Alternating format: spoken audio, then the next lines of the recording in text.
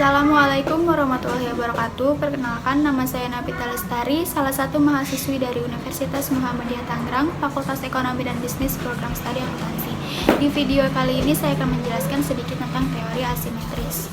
Pasar yang efisien itu mensyaratkan bahwa semua pihak di dalam pasar, semua pihak yang terlibat itu mempunyai akses dan mempunyai tingkat informasi yang sama di dalam pasar. Tetapi kadangkala pihak-pihak di dalam pasar itu mempunyai tingkat informasi yang berbeda. Keadaan di mana penjual dan pembeli itu memiliki informasi yang tidak sama tentang pasar, ini yang kita sebut sebagai informasi yang asimetris atau asymmetric information. Sebagai contoh informasi asimetris yang biasa terjadi, yang pertama adalah penjual itu biasanya memiliki informasi yang lebih lengkap, informasi yang lebih baik terkait dengan barang yang ia jual dibandingkan dengan pembeli. Nah, nanti contoh dari informasi asimetris seperti ini akan kita bahas, yaitu saat penjualan mobil bekas. Jadi di sini penjual itu memiliki informasi yang lengkap tentang kualitas dari mobil yang ia jual dibandingkan dengan si pembeli. Itu termasuk dalam informasi yang asimetris.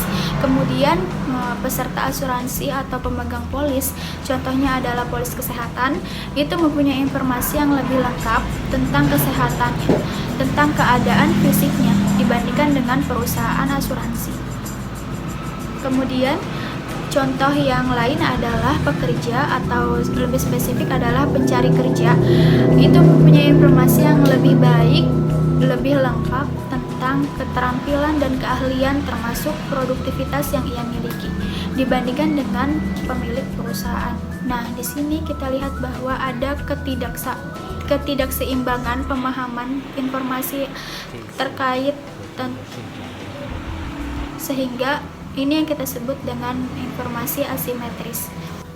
Adanya informasi yang asimetris itu membuat terjadinya dua hal. Yang pertama, ada karakteristik yang tidak diketahui oleh salah satu pihak.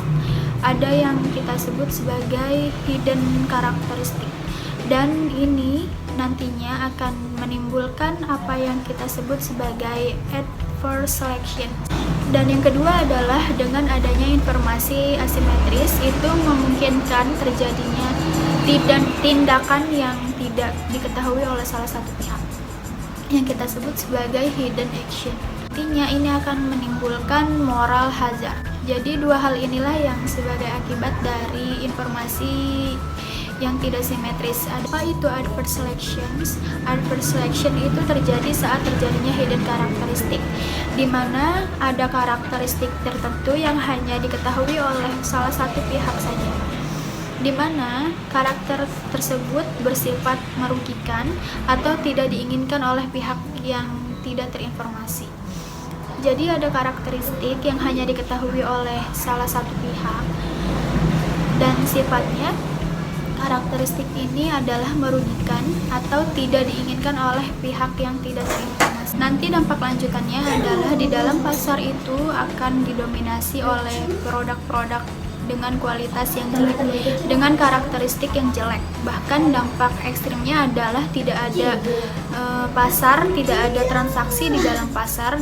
Sedangkan moral hazard itu terjadi saat pihak yang mempunyai informasi melakukan tindakan yang tidak diketahui oleh pihak lain, sehingga merugikan pihak tersebut.